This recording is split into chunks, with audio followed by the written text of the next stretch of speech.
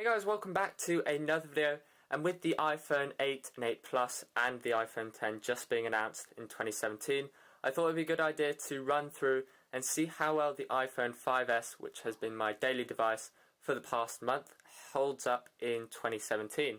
So this is currently running iOS 10, it will be getting the update to iOS 11, so that will be the oldest device supporting it.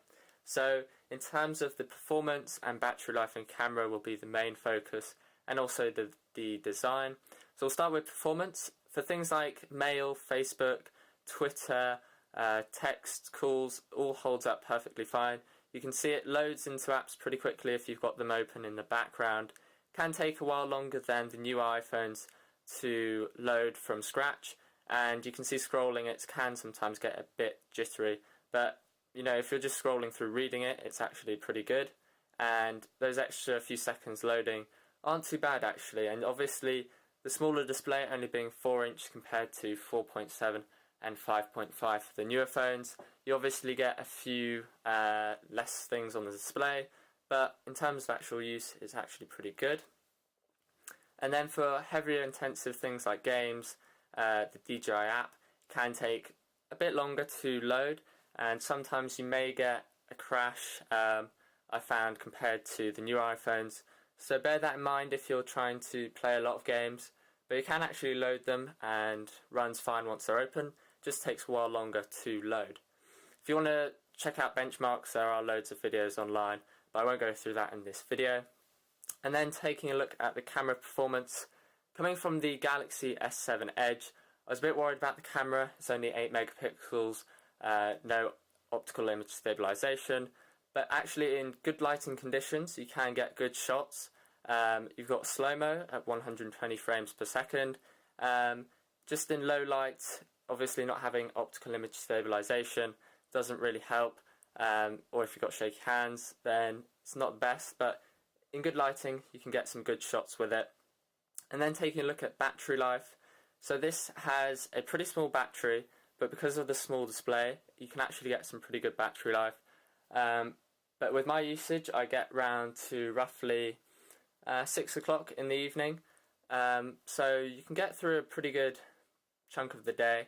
If you're a lighter user you'll get through the whole day, no problems, and again if you are a heavy user, just top it up throughout the day or run it in low power mode. Low power mode doesn't seem to affect the performance, I don't find, so just top it up. If you're in the car, plug it in. If you're at home you can charge it on the desk, or if you're at work again. So really I don't find the battery life too bad. Obviously it's not as good as phones with a huge battery, but for an iPhone for this size it's pretty good.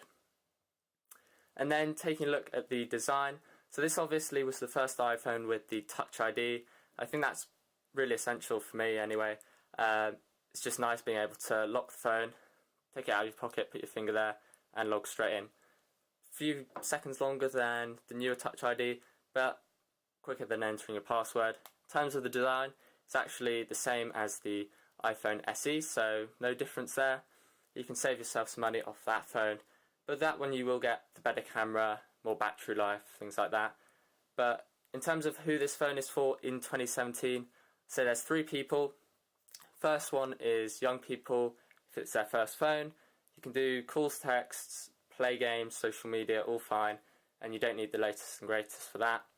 If you're looking for a budget phone, this is perfect. You can get it for £100 or $100 in the US, and you can get the whole iOS experience for a tenth of the price of the new iPhone 10. So really a bargain for this phone, and also for slightly older generations. So if you're moving to your first smartphone, this is perfect. You can take pictures, call and text. That's what most people I know of the older generation, use a smartphone for, so this can do all that and last you throughout the day. If you guys do have any questions on iOS 11 or on the iPhone 5S in 2017, do post a comment down below. And if you haven't already subscribed, do click the button on the right there, and please give this video a like if you found it useful. Otherwise, I'll see you guys in the next video.